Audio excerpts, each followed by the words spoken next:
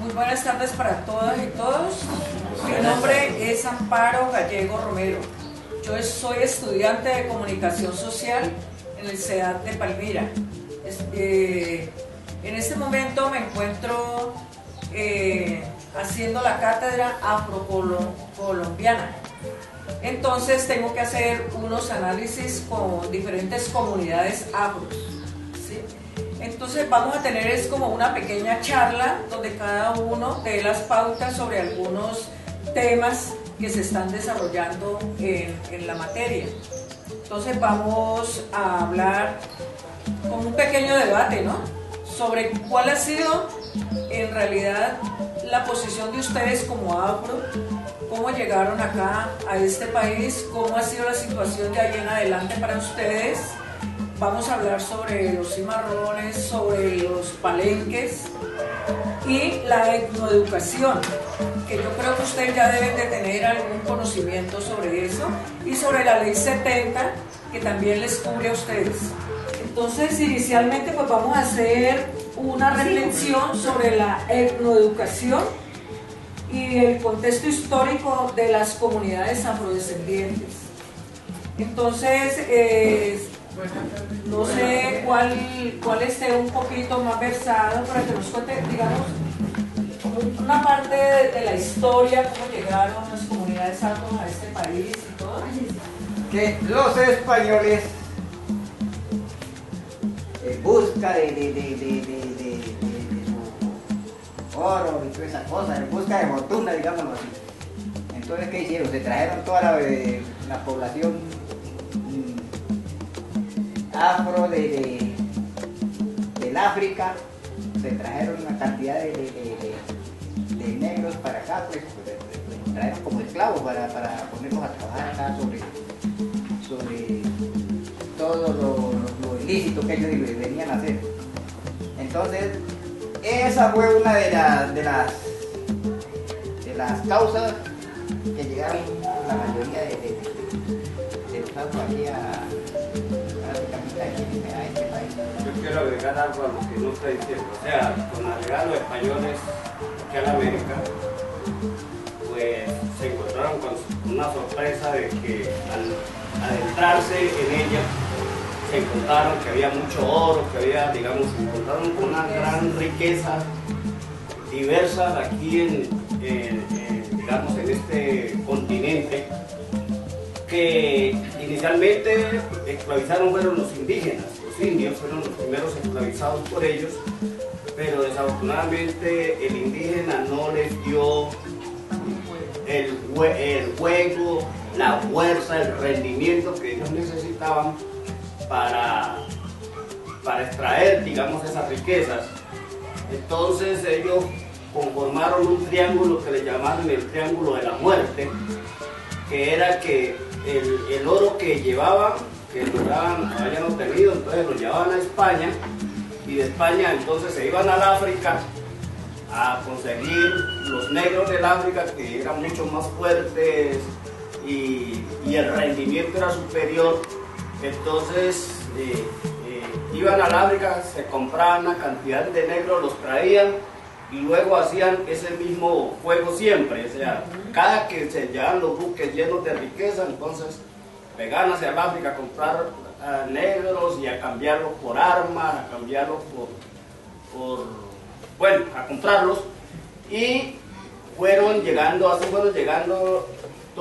muchas tribus, que trajeron de muchas tribus y de muchos países, de muchas lenguas, aquí a este territorio. Entonces una de las formas que ellos hacían y tenían, digamos, para evitar que el negro se sublevase, era que como traían de varias lenguas, de varias tribus, de varias lenguas, entonces los iban poniendo intercalados para que entre ellos mismos no se entendieran y no se lograran sublevar.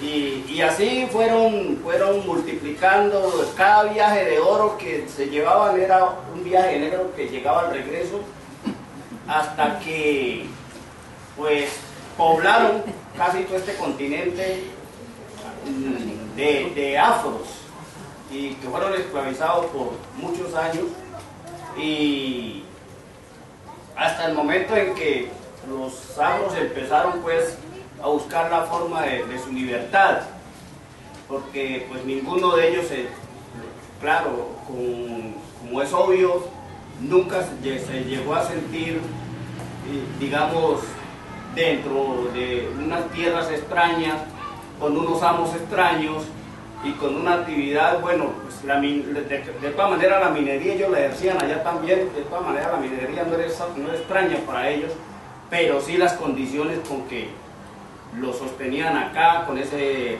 subyugados, esclavizados, dándoles mucho látigo, bueno, una cantidad de actividades forzosas que les ponían acá, hasta que de alguna manera ellos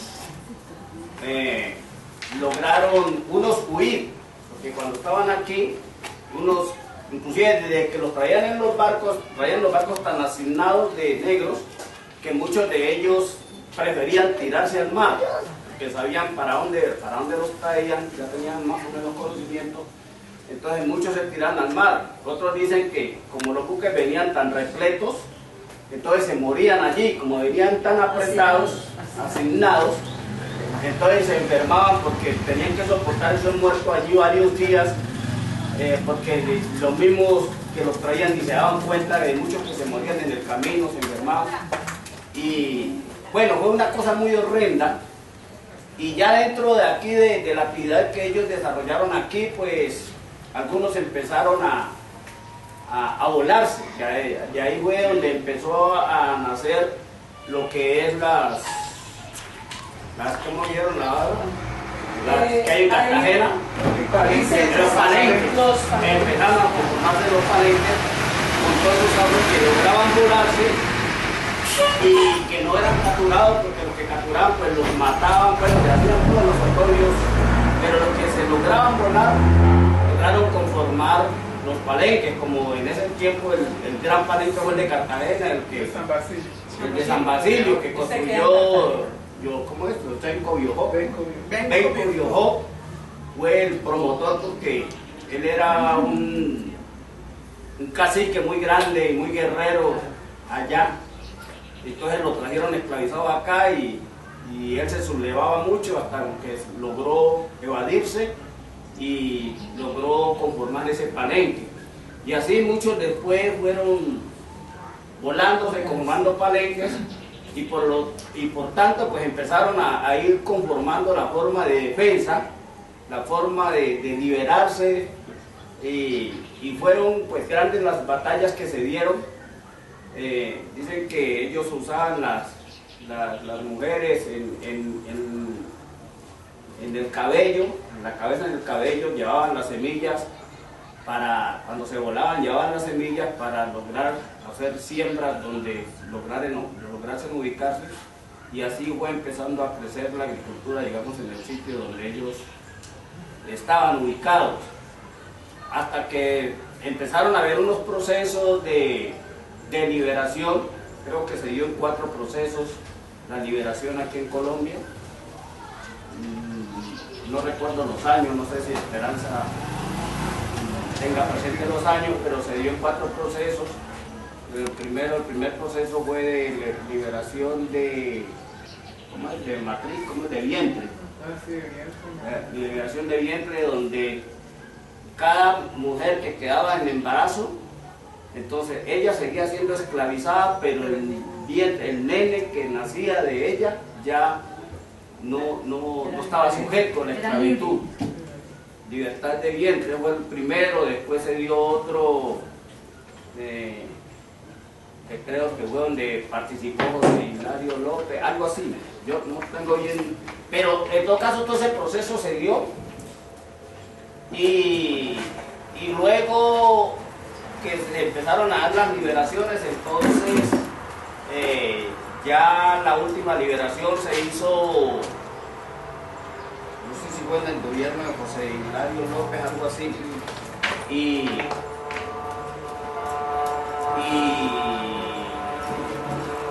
y se le dio una libertad entre comillas, ¿no? Porque de todas maneras los afros aquí en Colombia, aunque hubo un proceso de libertad, de liberación, de alguna manera seguimos siendo esclavos, sujetos, porque éramos invisibilizados, como éramos minorías, entonces no se nos tenía en cuenta para nada, la desigualdad, bueno, una serie de acciones de desprotección que siempre sufrió el afro aquí en Colombia, hasta Sí, la discriminación ha sido tremenda, hasta ahora que se dio lo de la Constitución del 91, que alguien ya terminando ese proceso de la Constitución, entonces incluye se trató de que se crease una ley a partir de ese momento, pero resulta que ya no hubo tiempo para crear la ley.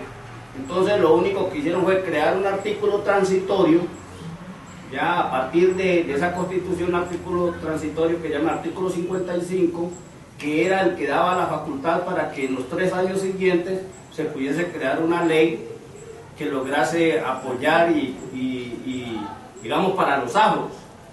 Y fue que entonces en esos 3 años, en el año 93, nace la ley 70, que es la ley que cubre, digamos, todos los afros. De todas maneras, esa ley primero no fue muy divulgada, porque ya tiene como 20, 21 años de creada, y nunca fue bien divulgada, digamos, a todos los afros. Mucha, por ejemplo, de pronto los más beneficiados fueron los de la costa pacífica, porque fueron los que prácticamente la ley nació allá, para la gente de allá, los de la ribera, de los ríos, de la costa pacífica y todo eso. De pronto ellos fueron un poco más beneficiados, pero todos los afros de la costa, de la parte andina o interandina en Colombia, de pronto mucho más acá es que hemos venido como tratando de conocer la ley 70. Otro proceso que es que los decretos, los nueve artículos que tiene esa ley, entonces no habían sido reglamentados. Hasta hace unos 2 o 3 años que se reglamentó la ley del artículo 3, capítulo 3, y creo que este año pasado ya empezó el proceso de reglamentar los otros capítulos. Y usted un poquito sobre lo de los palenques. Los palenques en realidad se organizaron a raíz de lo que usted decía, que los negros se rebeldizaron, entonces ellos cogieron unos grupos y se fueron y se posesionaron en unas partes muy alejadas y que era muy difícil llegar donde ellos, pero eso era lo que ellos querían, para que nadie los viera, nadie se metiera allá con ellos, y ellos, para favorecerse, ellos pusieron alambrados, pusieron palos, cercas horribles para que nadie pudiera entrar allá a maltratarlos como venían haciendo con ellos anteriormente acá. Otra de las cosas malas que hubo también con los negros es que los tenían prácticamente como unos animales. Los marcaban con el nombre y el apellido del amo, así caliente como hoy en día marcan una vaca, ¿sí? Un caballo. Entonces, en realidad no pensaban en ustedes como unos seres humanos, sino como unos animales. Entonces, debido a eso unos grupos se rebelizaron y se organizaron en unos palenques, los senadores, ¿sí? En realidad se ha demorado mucho este proceso, ¿no? Se ha demorado. Yo creo que falta mucho empoderamiento de ustedes como afros, que se metan en el cuento y hagan valer las leyes, ¿sí?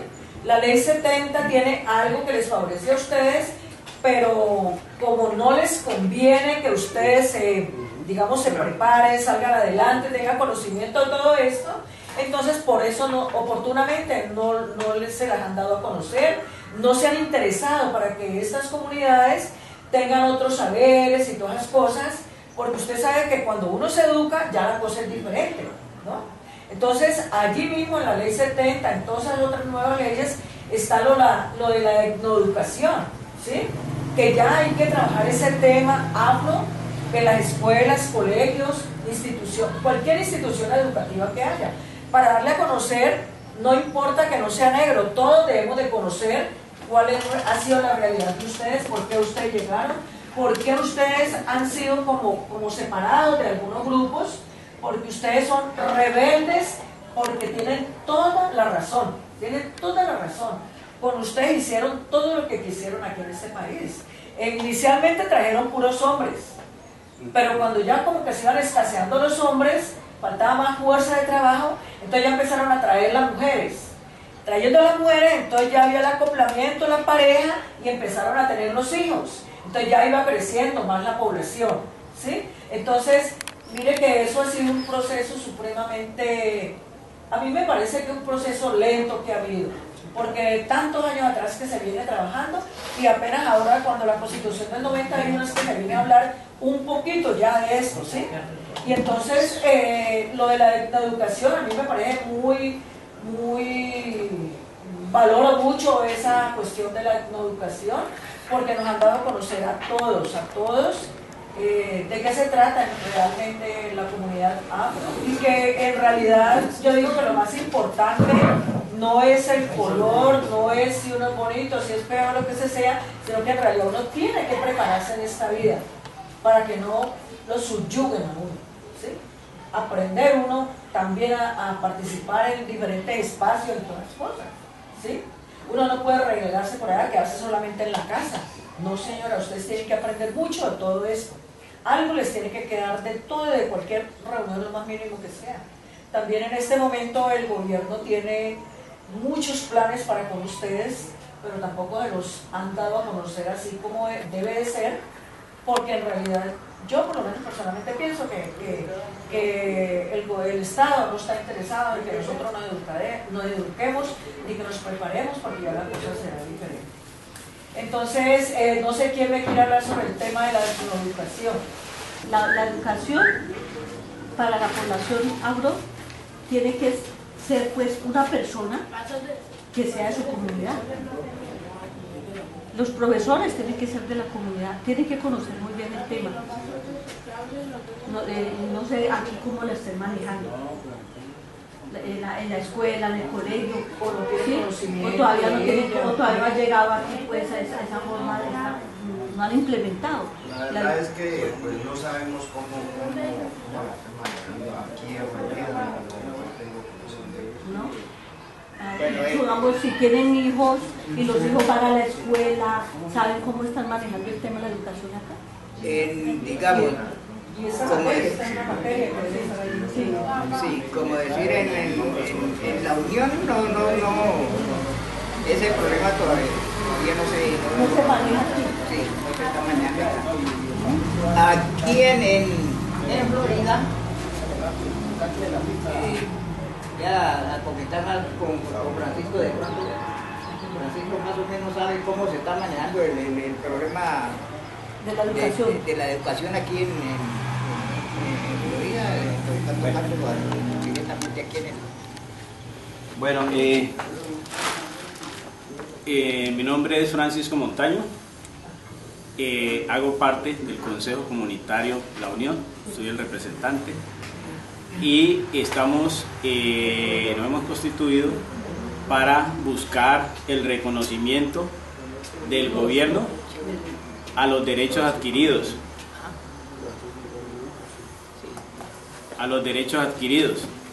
y a través del proceso de organización que hemos llevado poco a poco, queremos buscar que el gobierno reconozca los derechos que tenemos y para poder fortalecer nuestras comunidades y poder fortalecer las futuras generaciones. Entonces estamos buscando el conocimiento, poder aspirar inicialmente a la educación, a tener una vida digna y un fortalecimiento integral. En este consejo hemos logrado el reconocimiento a nivel municipal, departamental.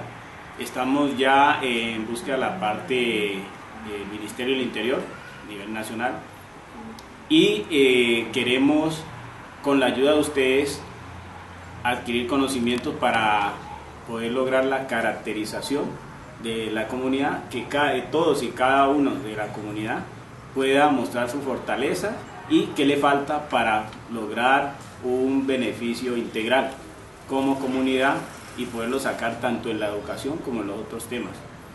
En este momento lo que conozco de la gobernación, porque pues tengo un poquito de relación allá en el trabajo que estamos realizando, es que la parte de educación hay unos maestros, inclusive aquí en el municipio de Florida hay 2 colegios educativos, pero ha habido una falencia, que muchas veces algunos maestros son afro hasta que han logrado el título, cuando se ganan el concurso, y de ahí para allá necesitamos que ellos se pongan la mano en el pecho y sigan en esa búsqueda de implantar el proceso de educación afro, para que se pueda enseñar a los futuros jóvenes el conocimiento integral de dónde venimos y para dónde vamos, y qué es lo que se quiere buscar conociendo nuestra cultura, porque si conocemos todo aquello que nos rodea, que ha sido nuestra cultura, podemos buscar un mejor beneficio para nuestras comunidades. Entonces, les hago una invitación a los maestros, que esa es la parte donde está, y que el departamento encabeza el doctor Alex Rojas y el doctor Carlos Perea, que los maestros se comprometan a enseñar, a si se ganaron ese título, que lleguen a cada una de esas instituciones y ellos empiecen a trabajar, porque es que si se gana el título y el maestro hace su currículo normalmente como los demás, ahí no hay ¿cómo le digo? No ha habido una pertenencia de lo que es la etnia. Entonces, si se ganó el concurso, debe haber un compromiso inicialmente del maestro para poder apoyar y fortalecer ese trabajo que desde el gobierno nacional se quiere hacer en todos y en cada uno de los municipios. Hay una partecita que no te entiendo bien, Francisco, y es el profesor que ganó el concurso, que debe ser afro, ¿sí? Sí. Ellos vienen... Preferiblemente la comunidad. Eso es de la comunidad, ¿no? Sí, son. La comunidad, a nivel nacional, ellos pertenecen a una comunidad, sí. Y a determinada, ¿cómo le digo? Porque digo, los del Pacífico hay unas diferencias con, digamos, las necesidades de acá de la Unión, por decir algo. Pero para efectos de profesores que se ganaron el concurso, ellos deben comprometerse a implantar ese conocimiento ancestral, que cada una de las comunidades tiene una historia, tiene una reseña histórica tanto local como a nivel nacional, y lo que comentaba usted, a nivel de lo que ha sido la historia del negro hasta nuestros días. O sea, que la idea es que se contextualice la educación. Exactamente, ¿sí? Porque hasta ahora no se ha hecho. Hasta ahora, o sea, lo que usted decía, se han logrado cosas, sí. Pero se necesita más compromiso. Empoderamiento. Sí, porque resulta que pues, las situaciones cambian. Sí. ¿Sí? No es lo mismo una comunidad que vive, diga, al lado del mar, en la zona pacífica, su vida es distinta, ¿sí? A una comunidad que ya está en medio de una ciudad. Las condiciones de vida son mucho más diferentes, las necesidades son diferentes. Allá a veces la gente no necesita de pronto trabajar tanto para conseguir la comida, porque la comida la tiene ahí. Tiene el mar, van y pescan, sacan el pescado, ¿sí? Se gana y buscan para el arroz, y entonces bien más cómodo. Por aquí uno se levanta por la mañana y entonces desde que se levanta está pensando, bueno, yo no tengo el patio de atrás para bajar el racimo de plátanos para freírlo, ¿cierto? Entonces, ¿y a dónde saco? ¿Y de qué vivo? Si no hay trabajo. Si no hay trabajo, y si yo tengo hambre, ¿qué voy a comer hoy? ¿Qué le voy a dar a mi familia hoy? ¿Sí? Porque es una situación diferente, y ahí es donde uno dice, ¿y aquí uno qué viene a hacer? ¿Qué estamos haciendo si no hay empleo, no hay condiciones para uno suplir sus necesidades mínimas? ¿Sí? Exactamente. ¿Cómo viven las comunidades? ¿Cómo se enfrentan a esa situación? ¿Cómo suplen esas necesidades básicas? ¿Sí? Porque lo de la alimentación, lo de la vivienda es muy básico. Ahí es donde...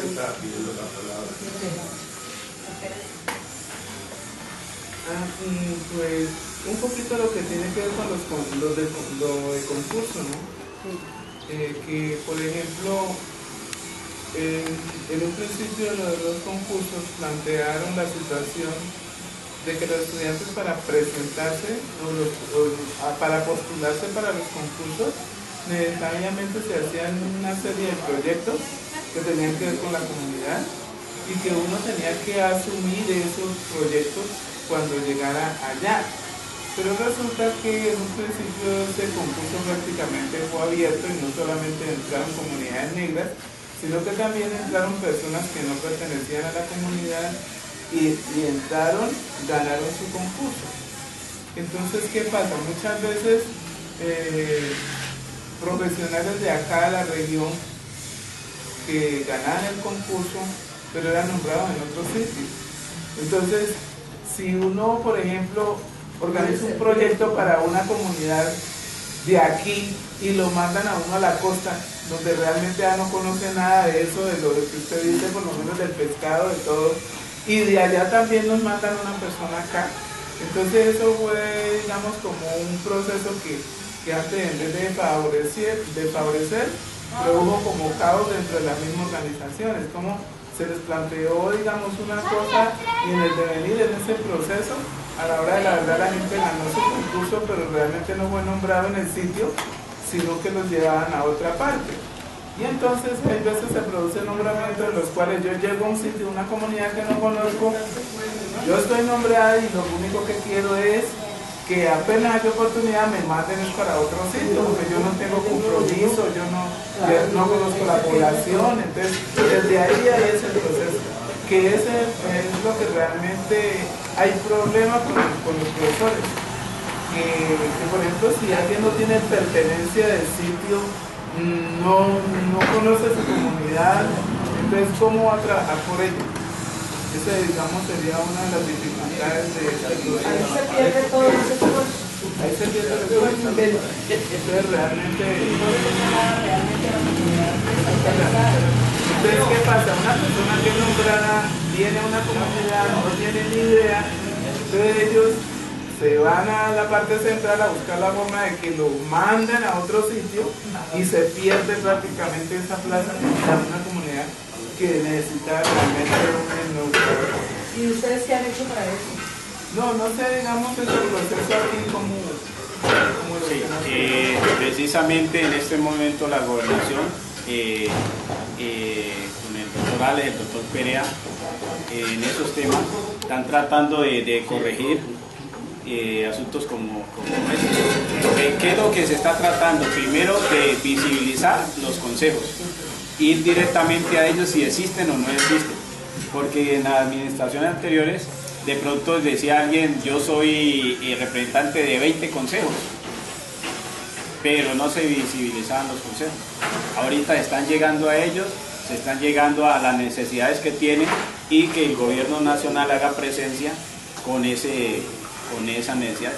Y por eso es una propuesta que tienen, crear la política pública donde se dan cuenta todas esas necesidades, todos los logros que se necesitan hacer en esa comunidad.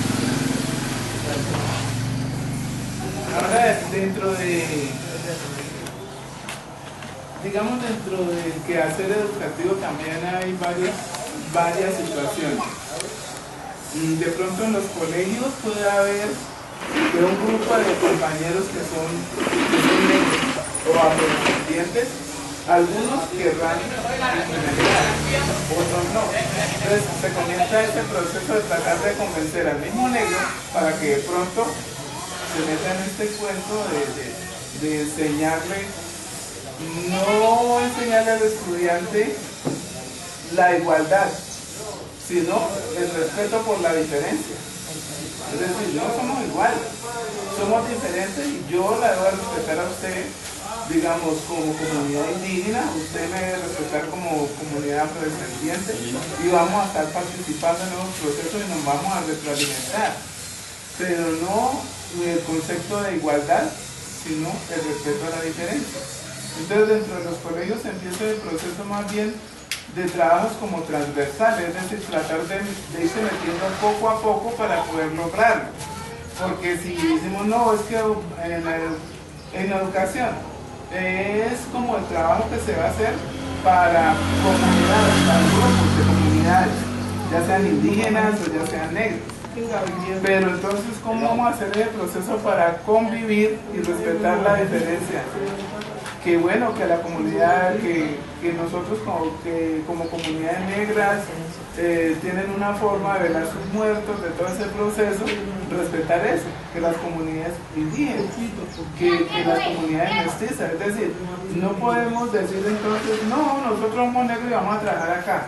Estamos inmersos en una población donde nosotros necesariamente tenemos que entender a los demás nos entiendan y vamos todos a lograr un bien común. Pero eso es difícil en ese sentido, porque son pocas las personas que en este momento están como en los procesos. Entonces, en los colegios necesariamente hay que trabajar como proyectos transversales donde se hable de la comunidad negra, de la comunidad indígena, de la comunidad mestiza, porque si no seríamos también como excluyentes, ¿no? Sí, claro.